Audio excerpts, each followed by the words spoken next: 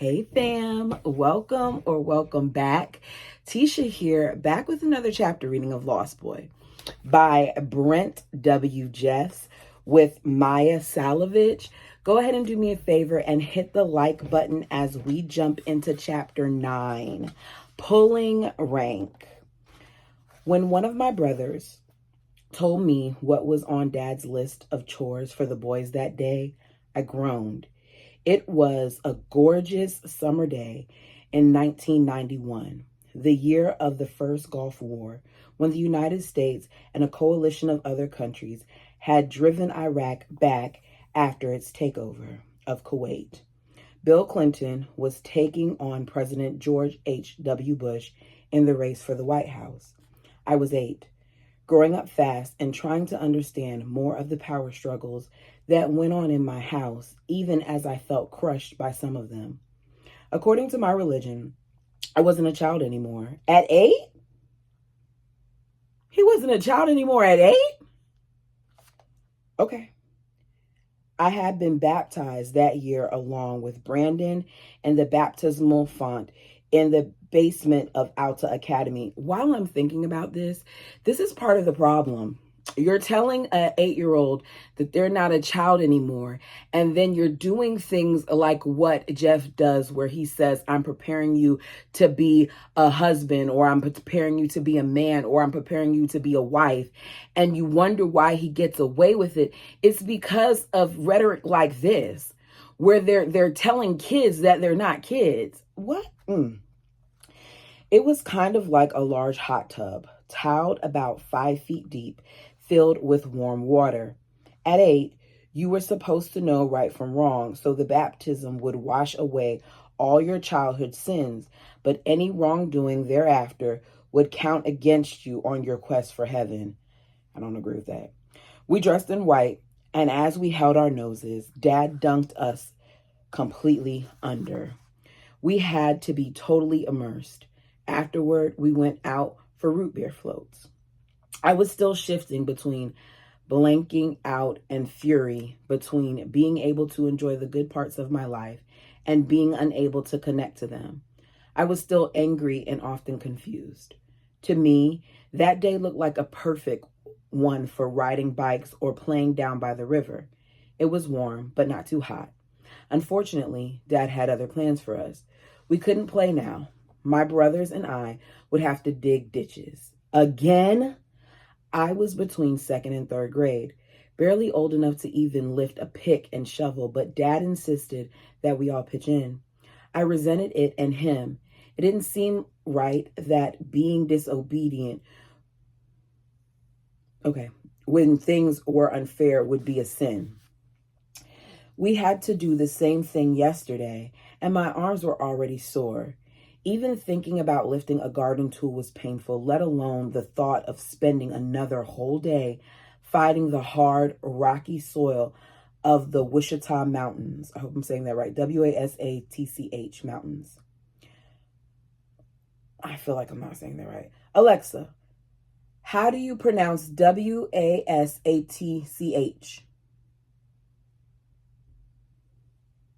Oh, she's being disrespectful. Pronunciation of Wasatch can vary, but it is often pronounced Wasatch. Oh, Alexa, stop. The Wasatch Mountains. Worse, it was Felicia's day to take care of the kids, which meant there'd be no getting around it. When Mom was home, she'd sometimes give us a break, deciding that Dad had been giving us too much work for little kids. She thought that we should have more time to play. But Felicia wasn't like that.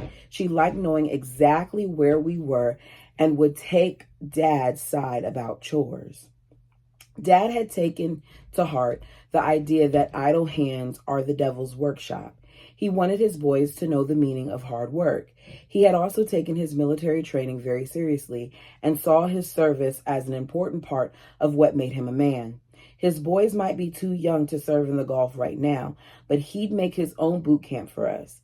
Combine his inclinations with the fact that we had a huge house, a massive garden, that always needed weeding, and other brothers who liked to make the younger ones do their work. And well, I spent a lot of time doing serious physical labor as a very young boy.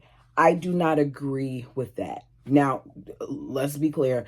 I'm one of those kids that had to do a lot of things around the house growing up, but I think because of how much my parents had to do when they didn't live in the United States, that when they had kids, they decided that there were certain responsibilities we weren't going to have because they were farming and walking however many miles to go to school and sell things at the market and things of that nature. So when I hear stuff like this, and he's only 8, it makes me appreciative of the life that I had, because there were times where I felt like I did too much, where why am I cooking and I'm only 7 years old? But then I hear stuff like this and it's like, it could have been so much worse. I'm just saying. Every morning we'd get an endless list of chores. Dad seemed to believe that if he had to work all summer, then we should too. I'd spend whole days of summer vacation pulling weeds from just one section of the lawn or garden. We grew most of our own vegetables, or do you say vegetables, and some fruits, tomatoes, carrots, corn, beans, squash, even watermelons. The garden was huge, and it had to be watered by hand every single day. Now that we had to wear long sleeve shirts and pants all the time, even when the temperature hit 105 degrees, yard work became even more unpleasant. But the worst was digging ditches for a sprinkler system that Dad said he planned to purchase but never did. The soil was almost all rock. These were the mountains from which they'd mined the granite to build the big Mormon temple in Salt Lake after all. Our hands would get bloody, then calloused, and our muscles so sore that any movement at all hurt. We did start out trying our best, but seeing our cousins running and playing freely nearby in the compound made it very hard to keep at it. We tired. Soon, though, we'd start cutting corners whenever we could, or we rushed through the job. Sometimes we just look at each other, drop our tools, and go to join the other kids. We would pay for it later, but at that moment, we just didn't care. Yeah, because it's summertime. You want to be a kid, right? I get there's responsibilities. I was, aware of that. I had fun times, and there's times where I had homework assignments and had to help my grandmother in the garden and things like that. But hearing that they're not getting to, play and stuff at all, like, let them have a little bit of fun. Okay. Some days when Mom had to do childcare, we'd ask her if we could leave some of the work for later, and she just let us go. When Dad complained, she'd stand up for us, and sometimes that worked. Often, though, we caught hell if we didn't finish everything to his satisfaction. Since it was Felicia's day, we knew we'd have to get through the section he said he wanted done.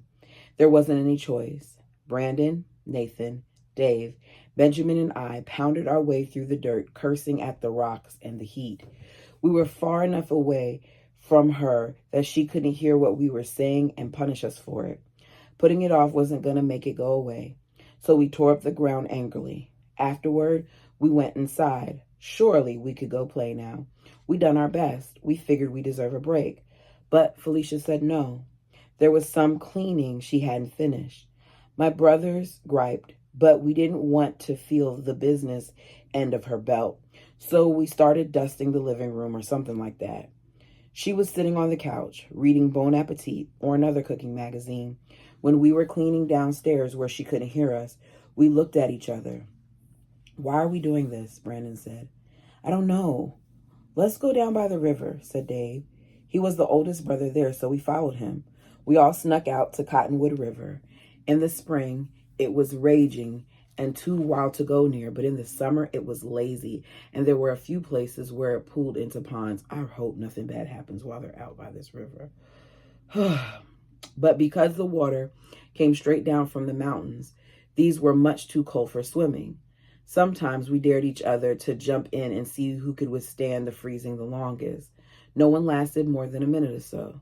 Other times, we'd poke around with sticks or try to catch fish with our hands, never once succeeding because they were too small, slick, and fast. Even with fishing poles, we never had luck there. We would also chase these small gray lizards on the riverbanks, those you could catch, but sometimes their tails would fall off. What? Sorry, I just had an image. That day, we were pretty exhausted, so we didn't do much, just hung around, glad to be away from the house. We made sure to be home before 6 when Dad would get back from work. We didn't want him to know we'd been out playing. But even though we made it back in time, Felicia turned us in. Before Dad even got all the way through the door, she was on him about how disobedient we were and how we failed to finish our chores. "They're just being little shitheads," Felicia yelled. Are they allowed to curse? I know he's done it, but the parents, okay, keep going. Dad didn't want to hear it. He had enough stress. He told us to go into the living room now. He was yelling at the top of his lungs that we needed to mind our mothers. I nearly pissed myself. Dad was 6'10", and even when he raised his voice only a little, it was terrifying. He never hit us. He didn't have to because his size alone was so intimidating. Everyone knew better than to say anything when Dad was like that. We thought it was unfair, but trying to explain what had happened would only make things worse. He shouted at each of us boys in turn, then said we were all grounded. That meant we'd go to bed without dinner and had to stay in our rooms. I do not agree with purposely not feeding your children as punishment. I think that is a form of abuse. It's okay if you disagree with me. That's my feelings. We stay in our rooms, away from the rest of the family until the next morning. I was furious, but there was nothing I could do about it. Dad's word was law, and Felicia's star was rising, no matter what the rest of us thought of her. Like the church, our family had a strict hierarchy and people seeking to advance in it. It was a patriarchy, in the same way that the church followers tried to anticipate every nuance of the leadership's demands. The mood of the kids and the wives often reflected Dad's. This, in turn, was affected by his experiences in Vietnam. Dad's, I always say this word wrong, volatility, I know I'm saying it wrong, volatility, volatility. Dad's volatility and his status as head of household, admired, almost worshipped, must surely also have played a role. The threat of wait till Dad gets home was thus particularly effective and powerful in my house. Dad could admonish anyone. The wives had power over the kids, and the older kids dominated the younger ones. But the wives' rankings were somewhat unstable depending on which one was getting the most attention from Dad. Most of the time, however, Felicia dominated, and as I got older, it became more and more clear to me that she was his favorite. Dad didn't intend to favor one of his wives. He actually wanted to do just the opposite. Seems like no matter what, that at some point these guys do have a favorite, and even if they don't realize, it shows in their actions who their favorite is. He had seen what happened in his father's household when Warren's mother, Marilyn, became the queen bee. All of the other wives kowtowed, Kowtowed, to her, and her children received special privileges, and Rulon's other wives fought subterranean turf battles to get the best for themselves and their own kids. Dad had vowed never to let that happen in his household. But since he didn't realize how a wife can make herself a favorite, he didn't recognize what was happening until it was too late. While he spent a lot of time trying to be fair, he couldn't see that any failure, and there would always be some, since he was human, would obliterate his other efforts. The personalities of the wives involved also made a huge difference. Felicia was more brash and dominant than my mom. She liked to dress flamboyantly and spent every other morning at the gym. Combined with Vera's youth and inexperience and Mom's desire to be obedient, this meant that almost by default, Felicia got the upper hand most of the time. I feel like if I were in one of these situations, then unfortunately I might be someone's Felicia. And I don't say that because I think I would be mean and be telling on the kids and doing all that other stuff. Is because I kind of have like, what words am I looking for? I'm the type of person who, like, I don't like a whole bunch of the mumbo jumbo. I kind of get straight to the point sometimes and things of that nature. And it can be intimidating to some people. So hearing this, I'm thinking like, what mom would I be now? Don't get me wrong. I'd never be in this situation. But I'm just saying it's a thought that ran across my mind. Among the kids, we call this status maneuvering pulling rank. And even though I was a middle child, I often felt like the youngest because I had so many older brothers. They would pull rank to get the best seats in the car or in the ugly brown van that we had for a while. They would pull rank to get the best places at the table or make the younger ones do chores they didn't want to do. If persuasion didn't work, they used force. If I didn't do what they wanted during the day, ditch digging, for example, I could expect to lie face down on the grass with one of them smashing me into the ground if I tried to get up, or even more. Although there was the usual jostling for status among me and my full brothers, the real power struggle was between us and Felicia's kids. Vera's kids were too few and all girls besides. Though we didn't make a linguistic distinction between full brothers and half brothers and full sisters and half sisters among ourselves, we all knew who their blood mom was. Without ever being explicit, we came to see ourselves as foot soldiers in the mom's battles with each other for dad's attention and affection. This was exacerbated by the fact that many of mom's kids had compartment almost exactly the same age had a counterpart. I'm sorry, I don't know where I got compartment from. Let me reread that sentence. This was exacerbated by the fact that many of mom's kids had a counterpart almost exactly the same age among Felicia's. Clayne, Dawn, Sarah, Aaron, and David were all born before my dad married his second wife in 1978, so they didn't fall into this pattern.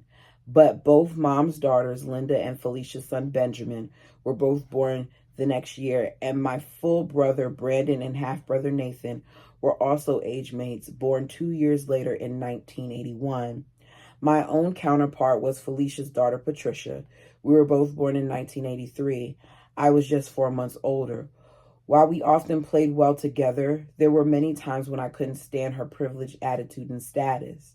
Still, the maneuvering was plain hard on everyone. While I deeply felt the unfairness, winning favor didn't necessarily translate into happiness. Dad always looked like he had it the best, but the rest of us didn't have to deal with everyone fighting for a piece of time. Felicia seemed as if she got most of Dad's time and attention, but she had to work really hard all the time to maintain her status. Vera sometimes nipped at her heels, and Mom's quiet nurturing had a power all its own. Mom and Dad would sometimes get up at 4 in the morning just to have some quiet time together. I sometimes wish I had Dad's power, but I sure didn't want the responsibility that came with it. Chapter 10, Ammunition. The day of the big utensil fight, I was playing with my brothers at the bottom of the stairs in the small rec room near Vera's room in the basement.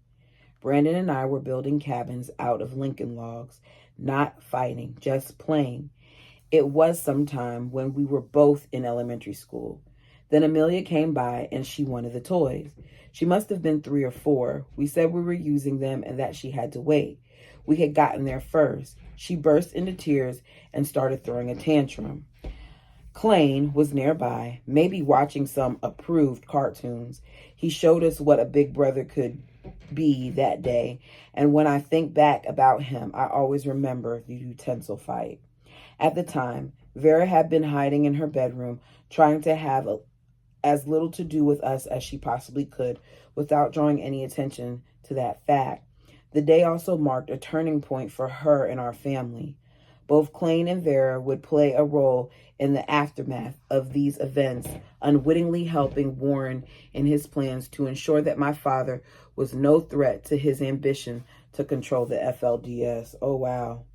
I don't know why Amelia's tantrum set Vera off. Like most of my brothers and sisters, I always dreaded the days that Vera had childcare duty. Although Felicia would hit us, she wasn't nearly as brutal as Vera. I guess Vera thought we had been unfair to Amelia. Maybe she couldn't take her high-pitched shriek. In any case, she didn't think the problem was her child. She stormed out of her bedroom, gunning for Brandon, screaming at him at full volume. For some reason, she especially seemed to target Clay, Brandon, and me. I really don't know why. She chased after Brandon, hitting him on the head, arms, and back with a linking log, really nailing him. See, this is my problem. You don't even ask any questions. You just storm out of the room abusing kids and thinking that because you're the adult and you can do that's what you do.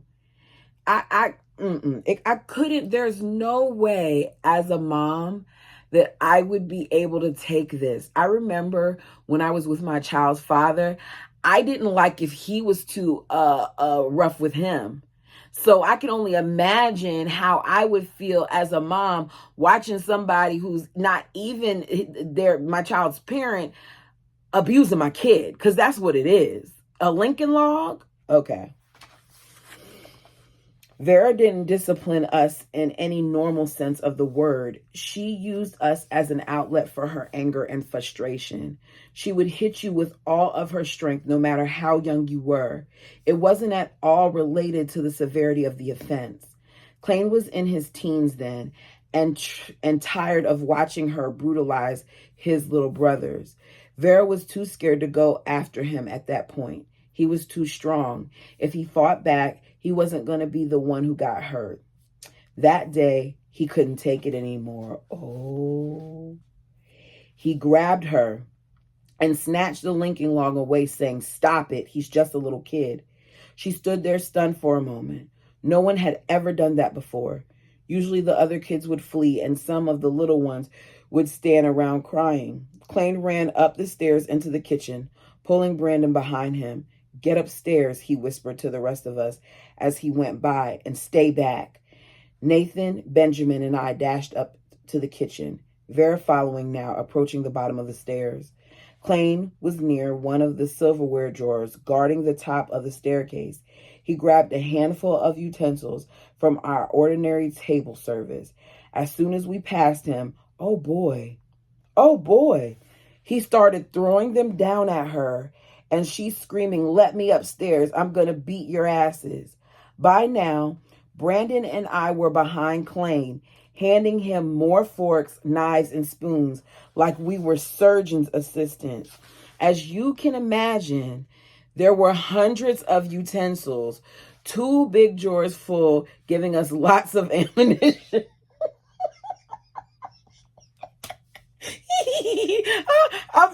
I'm picturing this. I'm picturing this young man standing up the top of the stairs, literally throwing silverware, and he has a plethora of options as to what to throw. Now, this is dangerous, and I shouldn't be laughing, but lady, you keep abusing them, and you're doing it just because you can, and they're fed up. So good for them. I some of you may disagree, but you guys know I'm always going to keep it the way I believe it to be. And I believe it to be a good for them comment.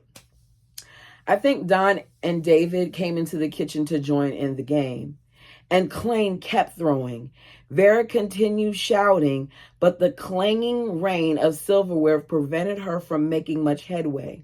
One of the smaller boys snuck down toward her to grab the utensils that had landed near the top steps, keeping Clay well supplied.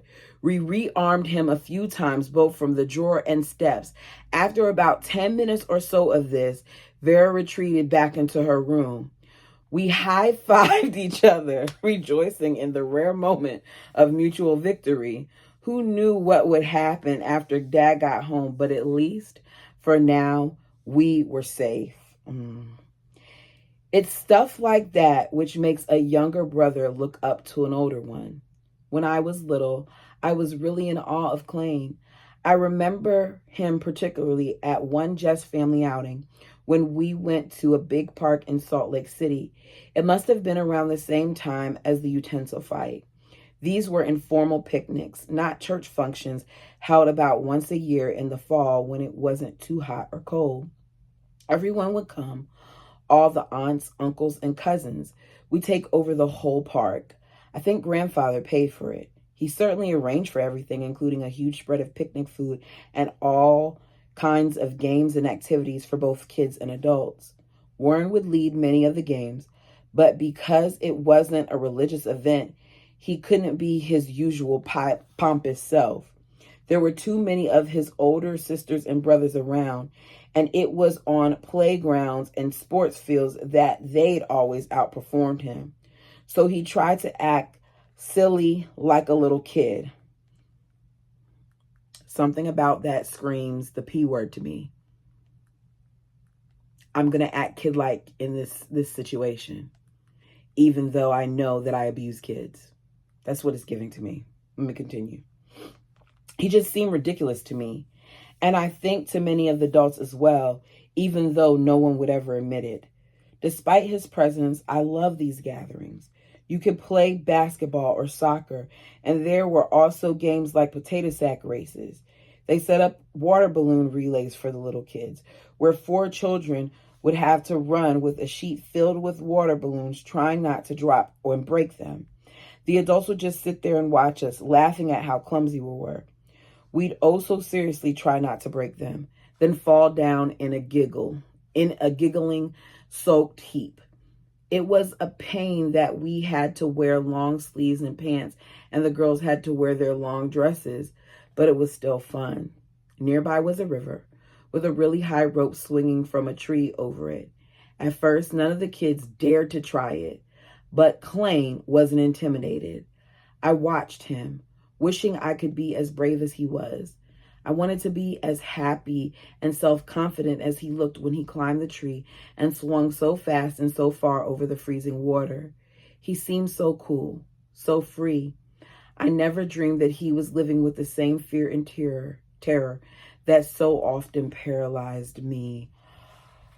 Because more than likely, if Warren did what he did to him, to Brent when he was 5, then he probably did the same thing to some of his other nephews and nieces. And Clayne, being described as he is, he was probably one of them. Let's see. But inside, Clayne was suffering just as I was. More than once, when he was in his teens and 20s, we would open the front door in the morning, and there he would be, passed out on the cement steps from some kind of drug overdose. Oh no. I was still only a little kid and didn't really know what was going on. By the time Clayne was 15, when I was just 5, he had been expelled from Alta Academy. Unlike me, he wasn't intimidated by Warren or the religion. Warren rapidly recognized that he couldn't control Clayne, so he got him out of his school as soon as possible. Clayne hadn't been a bad kid, but Warren targeted him, punishing him if he was even the tiniest bit out of line. I would later get the same kind of negative attention in school, but Warren seemed more frightened of Clayne than he was of me. I was in the 1st grade, 10 years after Clayne had been that age. Maybe Clayne had been one of his first victims, and Warren wasn't sure what would happen as the boys he abused got older. Maybe by the time he got to me, he was more confident about his ability to intimidate us into keeping quiet. I don't really know. But he seemed to molest boys only when they were about 5 and 6, moving on to new victims when those children hit 7. And so, when Clayne was in grade school, he was sent to Warren's office virtually every day. Oh my goodness.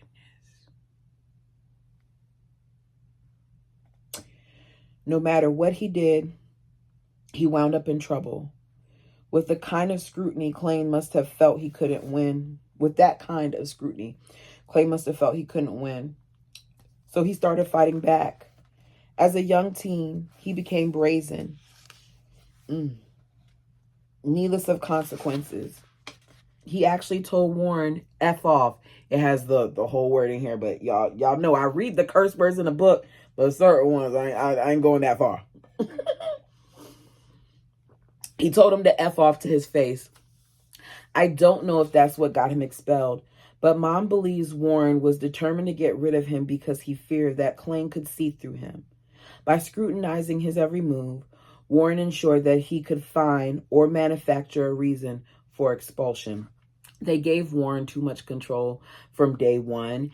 And considering that there were rumors about the things that he did and that the family probably paid somebody off, it goes to show you how messed up his family structure was from day one, that they put this man who was a known person to assault people, even as young as a teenager, in a position where he would constantly be around kids. What's wrong with that picture? I don't really know when Klain's drug use started, but it was very early in his life, and it escalated rapidly after our parents enrolled him in public school. At that point, he really began to rebel. He simply refused to do anything, homework, classwork, or whatever. That's because he was hurting. He cut classes, played truant, drank, and took drugs. He'd take my father's Datsun truck out and race it up the mountains or go off with girls. By 16, he'd been expelled from public school for selling drugs and fighting, or actually acting as an enforcer when people didn't pay for their drugs. The dealing wasn't the low-level marijuana exchange many teens do, and the using wasn't the far more common experimentation. He was hardcore. He started using drugs like cocaine before most of his classmates had smoked pot or snuck a beer. He got wasted as often as he possibly could, taking the highest doses he could get his hands on. He mixed drugs with alcohol to get the maximum effect. He started staying out all night, and then he ran away for days at a time. He was a lost boy before he even left home. What a statement to make. He was a lost boy before he left home, because he was struggling, and it seems like he didn't even feel safe at home. Oh boy. Klain was soon spending time in an intensive psychiatric ward at Charter Hospital. After 2 months, they sent him to Provo Canyon School, which was supposed to be long-term therapy. In reality, it was abuse. Oh no. The people who ran the school had a clever way to prevent parents from realizing what kind of treatment they really offered. They told Mom and Dad to expect lies about brutality, beatings, and maltreatment, but to disregard them as manipulation from an addicted child who would say anything to get out and to get drugs. I would like to think that if I were to ever have my child tell me that somebody was doing certain things to them, that I would at least, if not anything, go and investigate for myself.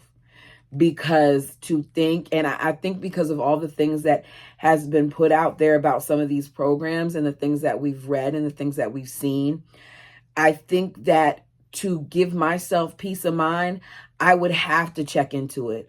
I'd rather be wrong about that type of situation, in thinking like, oh yeah, everything's okay, and it's not, than to think that, oh, I'm saying that wrong. I rather feel like, let me fix it up.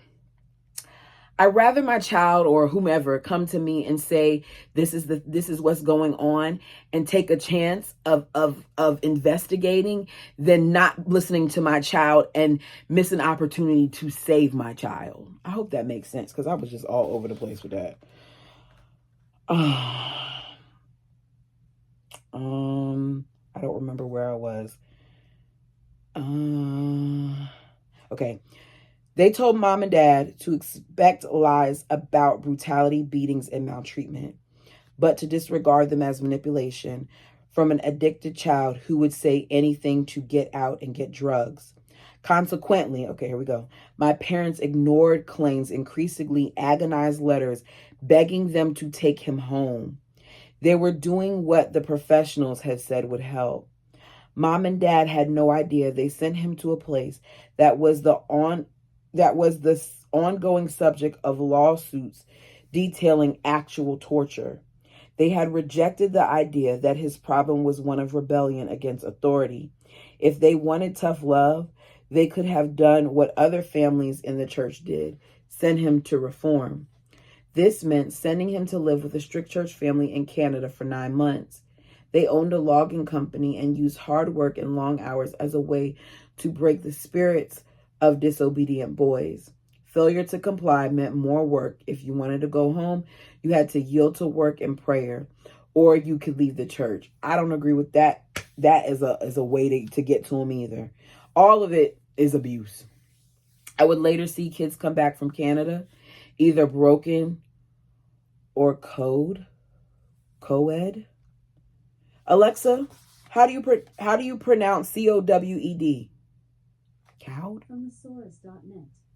It is pronounced /cod d/ with an ow sound like in cow and a silent e at the end. Cowed? Silent E? That didn't help me. Okay, COWED.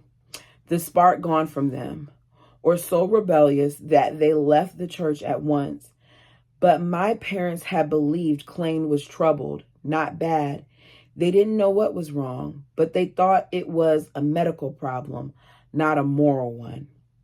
And they knew that this put them in the church's line of fire. Rulon and Warren viewed everything as a matter of morality and obedience. So of course you're going to make this a thing, and you're going to get this man iced out because he's having problems in his home. That's probably what Warren's going to do, because that's what Warren does. Let's see. As school principal, Warren had already started to make it clear that he expected parents to strictly control their children's behavior. If teenagers balked, there shouldn't be any second chances. Disobedience was not to be tolerated.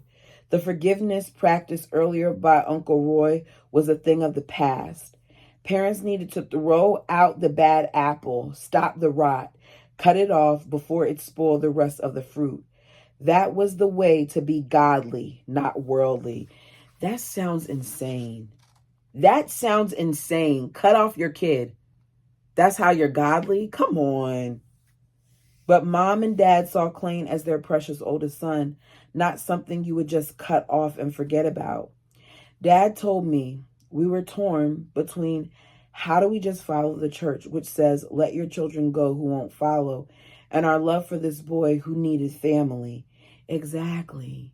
He needed his family, and he needed love, and he needed compassion, and he needed someone to see that there was something much deeper going on here. But of course, they're not taught those type of things. And as a result of that, they don't see some of the things. They don't see that some of the stuff that Warren is telling them to do is wrong. After about a year in Provo, Canada, or Provo Canyon, Clayne was released. But Felicia and Vera didn't want him back home. They threatened to go to the prophet. With all of the preaching about not tolerating defiant teens, mom and dad felt like they had no choice. Before he'd been sent away, Clayne had become close with a young man outside of the church who lived in our neighborhood. His family graciously agreed to take him in while he finished high school. And while Provo Canyon didn't end Clayne's addiction, it did seem to teach him to hide it better. Now he wasn't using just as a form of rebellion or disobedience. He was using for sheer escape. He wasn't going to let anyone try to help by taking the drugs away. That had made things worse. He eventually became a heroin addict, shooting up every day. He did not graduate high school, and he soon went to live on his own. Back at home, Vera's behavior continued to wreak havoc. She just couldn't find her place in our family. By 1992, when I was 9, she had 2 children, Amelia and Kathy, born in 1985 and 1986. My dad didn't want her to have any more until she learned to treat all of us kids better. Although you weren't supposed to use birth control, he told her to take the pill. He told her to take the pill, believing this was in everyone's best interest. He didn't want her to feel like he didn't love her and stop sleeping with her. I was about to say, I'm surprised he didn't do like the rest of them and stop, sleeping with the girl. But okay. But he didn't think she could handle more babies yet either. This made Vero even more resentful. Having children is one of the few sources of power open to women in polygamy. The more kids you have, the more favorable you are seen by the church, and usually as a result by your husband. Your children also tend to be your allies, so the more the merrier. Vera was already behind with just 2 compared to Mom's 10 and Felicia's 4. She already felt like an outsider being thrown in with 2 sister wives who were also sisters. I forgot that they were sisters. You treated your sister's kids like crap, Felicia?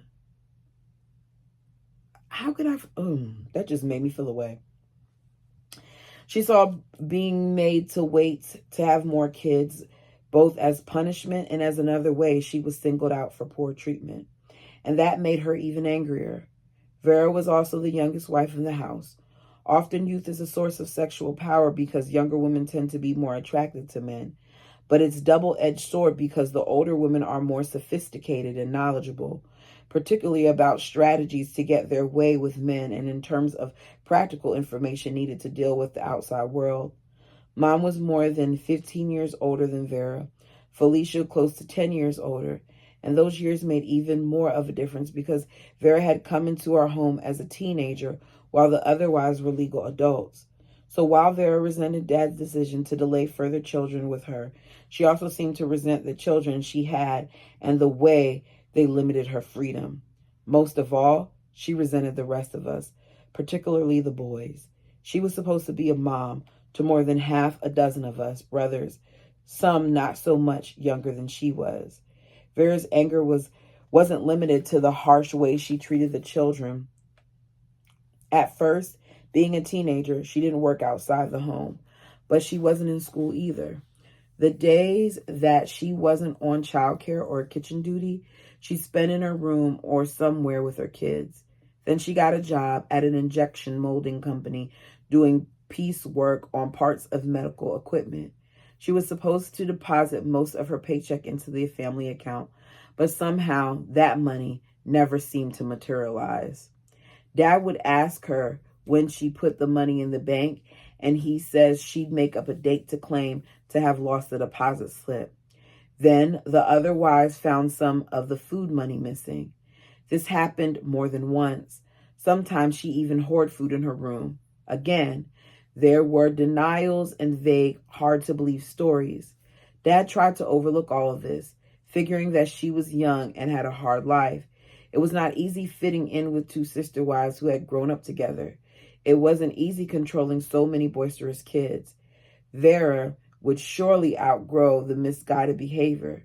To help, Dad got her into therapy. It was only after that she told Dad that she had suffered some kind of abuse as a child. In 1993, so what did she tell him that for? To excuse her behavior? I'm just wondering, and this is coming from somebody who's been through some things herself. I'm just wondering, what was the point of her telling him that? Is it because she had a breakthrough, or was she using it as a reason why she does the things that she does? In 1993, Vera gave birth to her 3rd daughter, Nadine. She had apparently secretly stopped taking the pill. Dad was furious when he found out she was pregnant. He said that he had continued sleeping with her only because he believed they were using protection. He'd done that against his better judgment. Well, I'm surprised she didn't snitch on him and tell, warning them that he was making her take birth control. The church frowned on it. He felt betrayed and deceived. Around the same time, she'd asked to use his credit card to buy some school clothes for her kids. She kept forgetting to return it. It turned out that she had been spending her days off shopping, carefully hiding away things she splurged on for herself. When the bill came, there was a $6,000 balance. Now Dad was pissed. He stared at the statement in shock. He'd been feeling for a long time that Vera was not trustworthy. Now he lost all respect for her. He tried to do what he could to make things better for her. He got her psychological help. He tried to slow down the childbearing. He didn't abandon her sexually. How could she do this to the family when money was so tight? How would he tell her sister wives and face their complaints about having to pay the card off and scrimp even more when none of what she spent had gone to the family. There was barely enough money to keep everyone fed. The house was heavily mortgaged. Paying the bills was a real challenge each month. This was not how he expected living polygamy would be, and he had no idea what to do about it. The Jess family outing in 1994 took place not long after the credit card fiasco. We piled into our cars. Most of us got into the nasty brown van. The rest rode with one of the moms. But I noticed that I hadn't seen Vera or her kids get into any of the vehicles. Mom said that she decided to stay home. I wonder if she's going to leave. Someone wasn't feeling well, or something. That was strange, but fine with me. The less I saw of that red-haired demon, and especially her brat Kathy, the better. I jostled with my brother for a seat and looked forward to a day in the sun. I didn't sense any more tension than usual from the adults. We all seemed to have a great time at the picnic, but we couldn't swim in the river anymore. In 1992 or 1993, grandfather has supposedly had a revelation that it was royally to show off your body in shorts and t-shirts. That was what Gentiles did, and we were supposed to be more godlike than that. So now we had to wear long sleeve shirts and long pants all the time. Some kids tried to swim like that, but it wasn't much fun. I didn't bother. I ran in some of the races and played basketball instead. I noticed that grandfather seemed to be fading away. He had an oxygen tank, and he seemed to just sit, looking very tired and confused. No one had said anything, but he must have started getting ill long before he had the major strokes that caused him to be hospitalized in the late 1990s. When we got home from the outing, the house was unusually quiet. Vera and her kids weren't home, and one of our cars was missing. At first, my parents figured they'd just gone to run some errand, but she hadn't left a note. Then someone went downstairs and saw that all of their clothes had been taken from the closets. The kids' toys were also gone, as were the baby's diapers. There was no sign of Vera, Kathy, Amelia, or baby Nadine anywhere. A missing wife and children, an addicted son. Things were not looking good for us as a united family in good standing in the church.